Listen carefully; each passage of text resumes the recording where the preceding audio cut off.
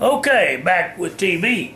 They like it when we have aliens here because they can keep the tax money that they don't file for. Foreigners come over here and work in American jobs, and this, granted, they do some jobs that Americans won't do. I give them credit where credit's due, but dadgummit, they should have to pay taxes like everybody else if they're going to be here. And I think that personally, if they love America, they ought to prove it by joining our armed forces with their young men and able. Put their butts in the service and let them earn their right to be here as an American. Show that they want to be a part of this country. Okay? Well, they don't do that. They get a free ride on their Social Security and welfare programs, to grants to go to school on, grants to start a business. Yeah, I know this for a fact. I knew one gentleman who was from Mexico.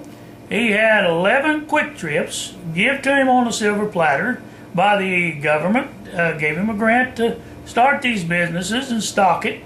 He worked them, I guess, 5-6 years, and I got my gas off of him real cheap.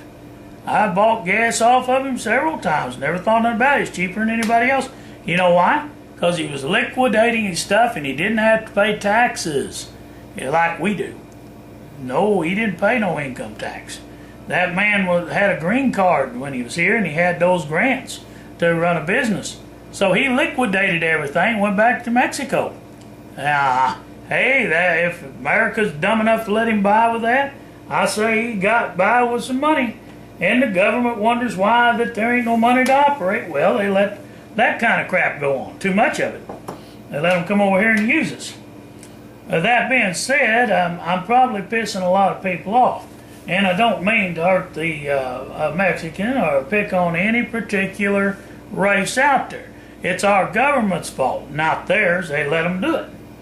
I don't feel that it's their fault. These poor people just want to work like we do and want a job, want to be able to support their families, some of them. Some of them do a fine job of it, work harder than some Americans do. Some of the Mexicans do work hard, and some of them are citizens here. So I'm not picking on them, anybody in particular. But I'm just pissed off that the government would let them come in here immediately and draw our benefits and our welfare. And shoot, I saw some of them, foreigners, not just Mexicans, other foreigners, down here in our welfare office when I went to get my mama's food stamp deal worked out. And she gets a big whopping $30 a month food stamps now, by the way. She draws a little too much, they say, $700 a month, but she can't have no food stamps after paying her bills and shit and buying her medicines. But nevertheless, they don't care about that. You're gainfully employed by the government at $500 a month, as far as they're concerned. That's gainfully employed to them. Okay, well, with that being said, these foreigners, I ain't going to say what race they were. I'm not going to go to attacking races or anything. They were in there getting false teeth, and they were not just children.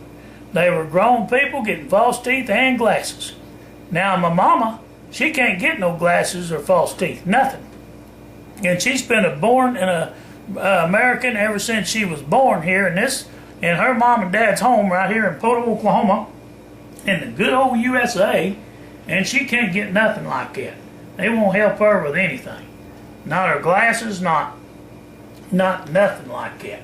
And they cut her food stamps every year, every time they give her 10 cents raise on her check. Every year, it's the same business. Now she's down to $31. She gets $710 total on her check. But her time she pays utilities, buys her medicine and her groceries, she ain't got nothing much left at the end of the month. Just like me, we draw the same amount, except she draws Social Security and SSI and welfare. But now me, I just draw the Medicaid check off the welfare. I don't get no food stamps because I'm gainful employed at $710 a month. Well, I ain't complaining about what I get. I'm lucky to get that. But I'm just saying that it's hard to live on something like that. Can't get much repairs done. We need a bug man to come out and spray my mama's house right now. Those old roaches has got her eat up, and the whole neighborhood's just full of roaches here. It's not just us. I have sprayed them. I've done everything you can do. I can't get no borax sulfur, that sulfur acid that I used to get and tablets, and we used to burn it in the house. And I don't remember if we lit it with fire or we put it in water, but you leave and it makes a vapor, and it'll kill every living creature in the house, but you can't get it no more. Not down here you can't. I can't find it anywhere. What it does, it'll kill any living, breathing animal. We killed a copperhead in our house. It was on my mama's curtain rod. I mean, not a curtain rod, but her closet hanger, where she hung her clothes on a half-inch pipe for a clothes hanging deal in her closet. And that snake was laying there, dead. That vaporized gas that comes off of that stuff killed everything in the house. We never had trouble with roaches. We never had no trouble with bugs, period. Now, granted, when you go back in the house, you got to wrap your towel around your face with water in order to keep that out of your lungs, or it'll kill you too. You go in there and you get it out, there goes the phone, and throw it out in the yard. And then it's done. And you don't have to worry about it for another 6 months or a year. But it flat kills. I don't know if it causes cancer. I can't answer that. I don't know much about it. I know it'll kill you if you breathe it.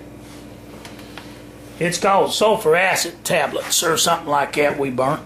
Anyway, I'm going to get off here. The phone's ringing. I bet it's Maul, so good evening.